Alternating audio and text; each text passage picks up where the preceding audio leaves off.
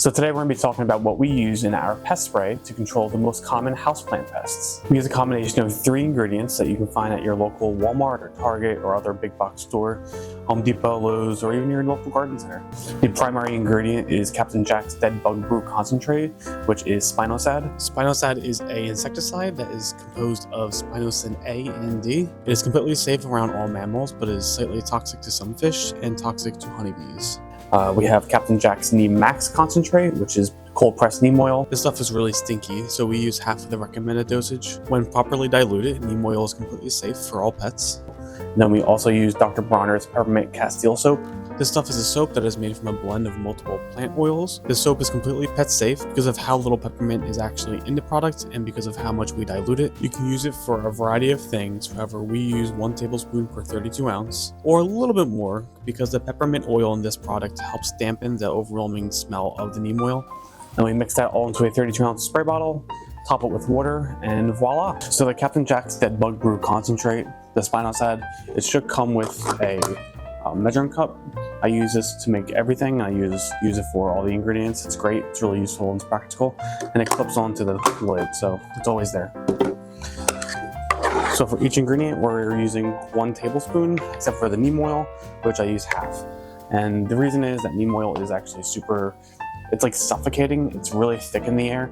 The peppermint oil, the peppermint soap helps cover up some of that smell, but there's still that really potent neem oil scent underneath, and it's really suffocating in closed spaces.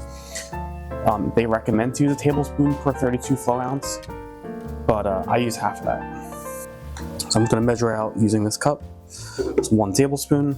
It's just poured into the spray bottle. Next is neem oil. I'm going to measure out half a tablespoon. I actually don't measure out half a tablespoon. I just pour it super slowly and wait until the oil coats the bottom of the measuring cup. And then you can just add it to the spray bottle with the Spinosad. So our final ingredient is the peppermint soap, and we're just adding 1 tablespoon.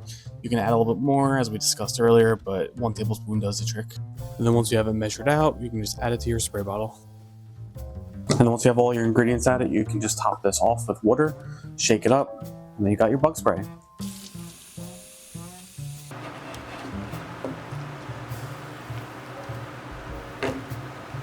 To use the spray, thoroughly coat the foliage front and back, stems, and anything above the substrate. You can let this air dry if your air circulation is good, or wipe it off with a clean, soft cloth. We use the spray as a preventative. We try to spray every 2 weeks and wipe them at the same time to help clean and polish the leaves. This spray is intended for spider mites and thrips specifically, but it does work on many other pests. However, most of those pests usually stay outside. You can check the instruction manual on the back of the bottle. For mealybugs and aphids, all you need is some isopropyl alcohol and some cotton swabs and rounds. We recommend using 70% ISO, although we have used 90% on our plants without issue, but better safe than sorry. Like the spray, make sure every part of the plant above the substrate is coated with the ISO. You can either spot treat the pests with a cotton swab and kind of paint the leaf, or use a cotton round and saturate the leaves. Alternatively, you may blast the pests off in the shower, sink, or outside. However, we have too many plants to risk, so we prefer to know they're dead. These solutions are not a one-shot and done. You will have to check your plants carefully and monitor when you have to treat them again. Another option for pest control are beneficial insects. We have no experience with them, however, people have raved about how effective they are. The best pest prevention is early detection. Make a routine for yourself to be proactive. It's much less stressful when the pests have not established themselves on your entire collection. We hope this video has helped you out in some way. Everything we used today will be linked down in the description below.